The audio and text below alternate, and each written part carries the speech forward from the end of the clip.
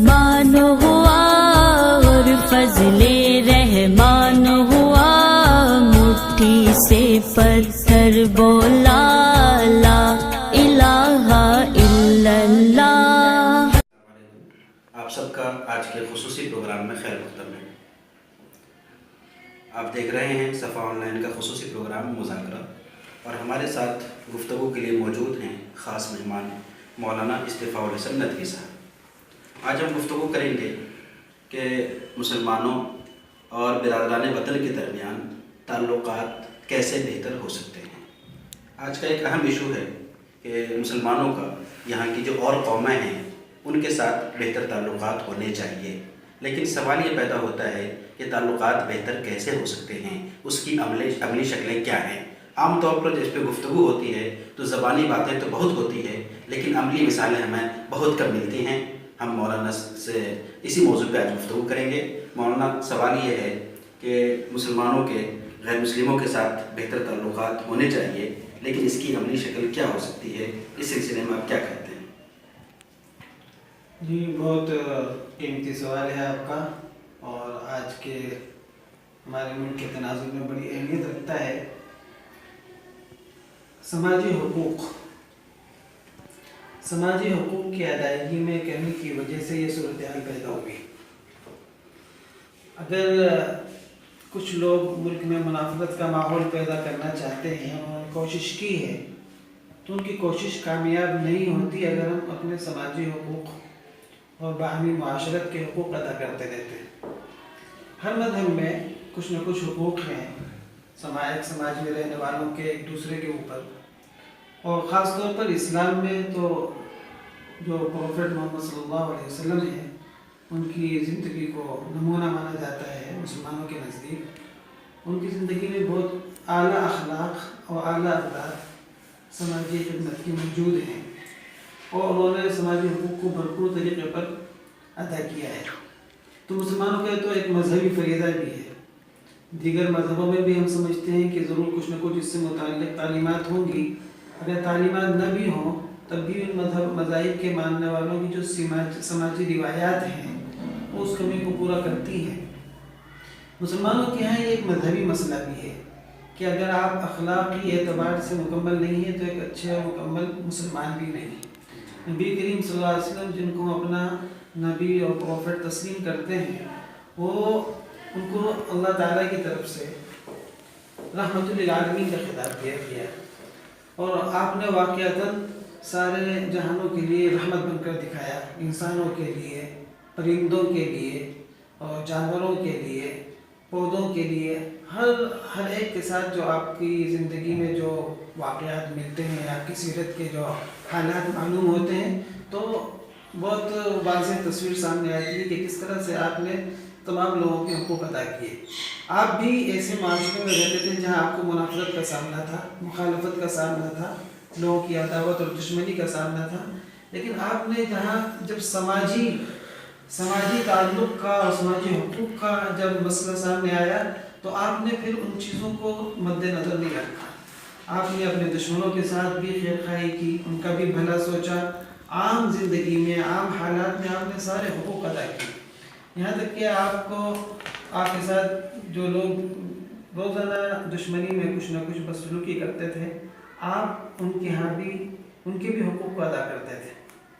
واقعہ بہت مشہور ہے سیرت کا کہ ایک شخص روز ہی آپ کو کسی نہ کسی طریقے سے اذیت پہنچاتا تھا۔ ایک دن اس نے اذیت نہیں پہنچائی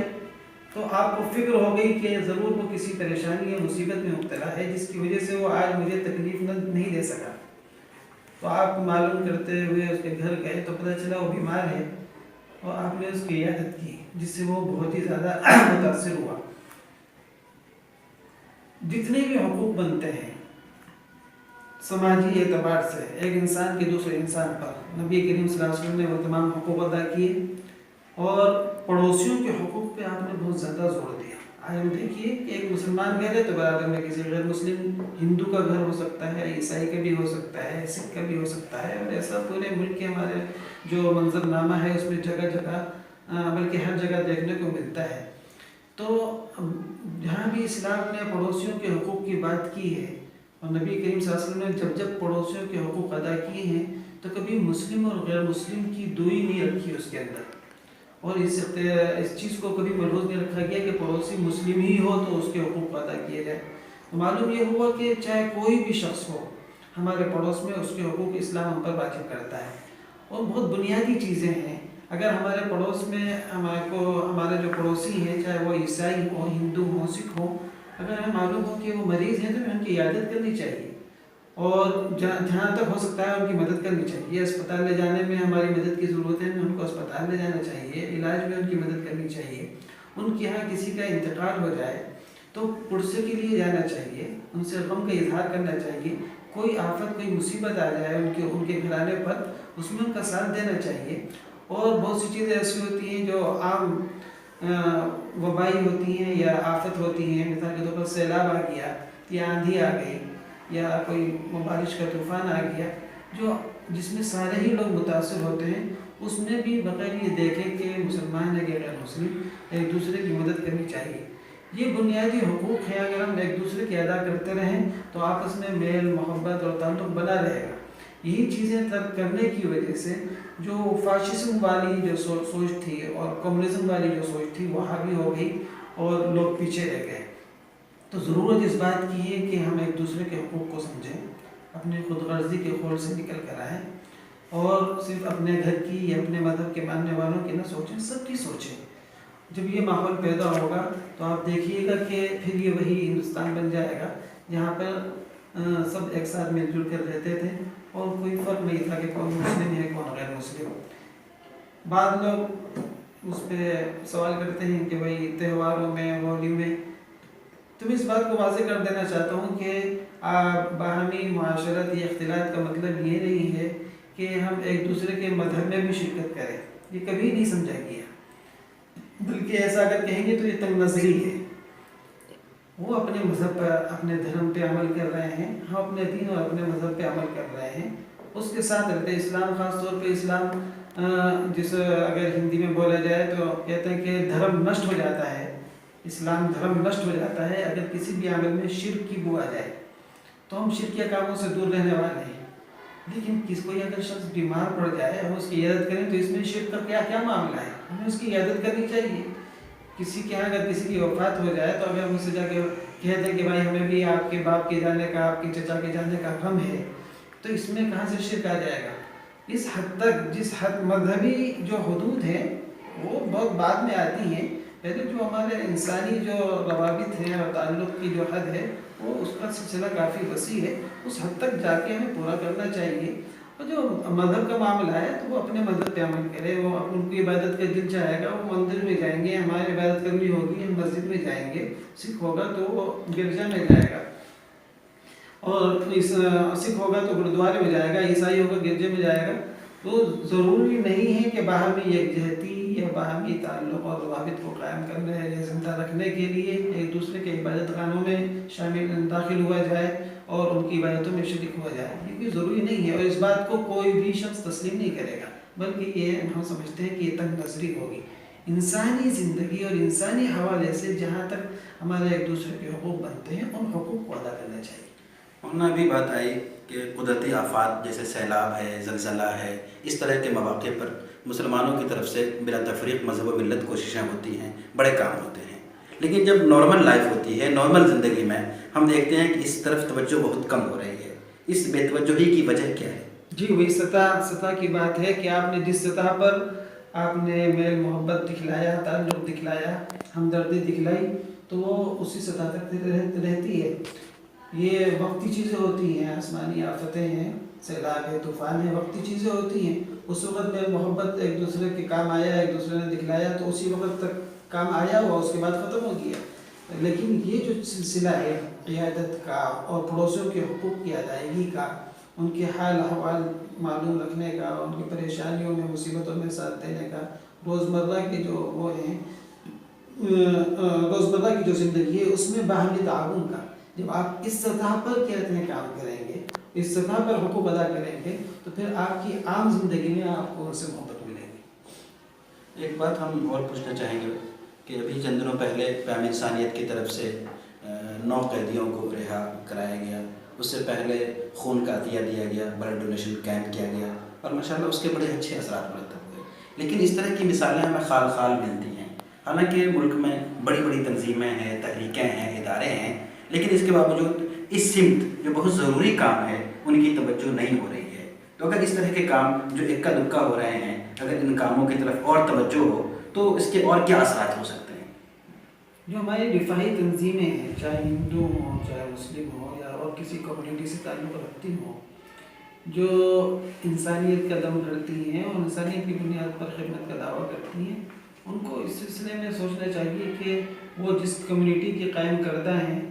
زیادہ فائدہ صرف اسی کمیونٹی کو پہنچانے کی کوشش نہ کریں. جہاں جیسی صورتحال ہو اس کے اعتبار سے غیر مسلم ہیں کو زیادہ فائدہ پہنچ رہا ہے تو وہ بھی اپنے ملک کے ناگرک ہیں، باشندے ہیں، اور ملک کی وطنی اعتبار سے وہ ہمارے بھائی ہیں.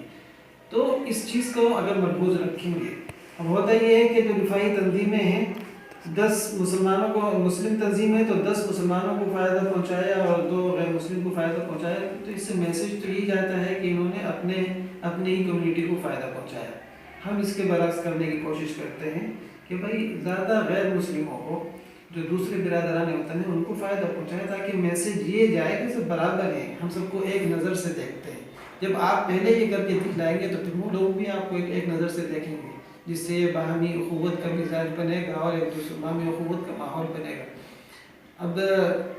دوسری چیز یہ جو آپ نے جس ایونٹ کا بھی حوالہ دیا، اس میں بھی ہماری کوشش یہی تھی، زیادہ تر غیر مسلموں کی تعداد تھی اور ہم نے اس میں کئی پیغام دیے. پیغام ہم نے یہ بھی دیا کہ مسلمانوں سے متعلق سوچ یہ ہے کہ ان کے اندر بڑا مذہبی تشدد ہوتا ہے. ہم نے ان کے تہوار کے موقع پر ان کو آزادی دلائی اور رہائی دلائی، اور ہم یہ چاہتے تھے کہ اپنے گھر والوں کے ساتھ اپنا تہوار منائیں. تہوار تقریباً ایک مذہبی چیز ہی ہوتا ہے، اس میں بہت سی روایات جو ہوتی ہیں، مذہبی جو سوچ ہے، نظریات ہے، اسی سے نکل کر آتی. تو یہ جو ایونٹ کرایا گیا ہے، ایسے موقع پر کرایا گیا ہے کہ ہمارے ہندو بھائیوں کو ان کا تہوار مل جائے، گھر والوں کے ساتھ تہوار کی خوشیاں وہ منائیں. تو ہم نے اس سوچ کی نفی کی ہے کہ ہم کوئی مذہبی تشدد کے، ہم اپنے مذہب میں، اپنے معاملے میں ہم پورے طور پہ اپنے مذہب کے پابند ہیں، اس پر سختی سے عمل کرتے ہیں. لیکن جو دوسرے مذہب کے ماننے والے ہیں تو ہم ان کو ان کے مذہب پر عمل کرنے سے روکتے نہیں ہیں، یا ہمیں اس سے کوئی تکلیف نہیں ہوتی کہ وہ کوئی دوسرے مذہب پہ عمل کر رہے ہیں جو جس مذہب سے تعلق رکھتا ہے. کیونکہ بنیادی طور پر بہت سے مذہب کی بہت سی چیزیں سماج میں جو بہت سی برائیاں ہیں وہ مذہبی سے پر عمل کرنے سے دور ہوتی. مثال کے طور پر کسی مذہب میں یہ نہیں ہے کہ جھوٹ بولا جائے، اچھا نہیں سمجھا جاتا کسی مذہب میں. شراب خوری کسی مذہب میں اچھی چیز نہیں ہے. دھوکہ دینا کسی مذہب میں اچھی چیز نہیں ہے، اور کسی کی جان لینا کسی مذہب میں اچھی چیز نہیں ہے. یہ ساری چیزیں جو آج ہمارے سماج کا ناسور بنی ہوئی ہیں، ہم تو یہ چاہتے ہیں کہ جو جس مذہب سے تعلق رکھتا ہے اس مذہب پہ عمل کرے، تاکہ اس مذہب کی اچھائیاں اس کے اندر آئیں، اور اس کے اندر جو انسانی اقدار ہیں، ہیومن ویلیوز ہیں، وہ اس کے اندر آئیں. یہ میسج ہم نے دیا. ہم اس کو سمجھتے ہیں کہ یہ میسج اگر لوگوں تک پہنچے اور ہمارے برادران وطن تک پہنچے تو ہم سمجھتے ہیں کہ ہمارا ایونٹ جو ہے بہت اچھا رہا، بہت کامیاب رہا. ناظرین، آپ دیکھ رہے تھے صفا آن لائن کا خصوصی پروگرام مذاکرہ. اگر آپ کو ہمارے یہ پروگرام پسند آئے تو اس چینل کو ضرور سبسکرائب کیجیے.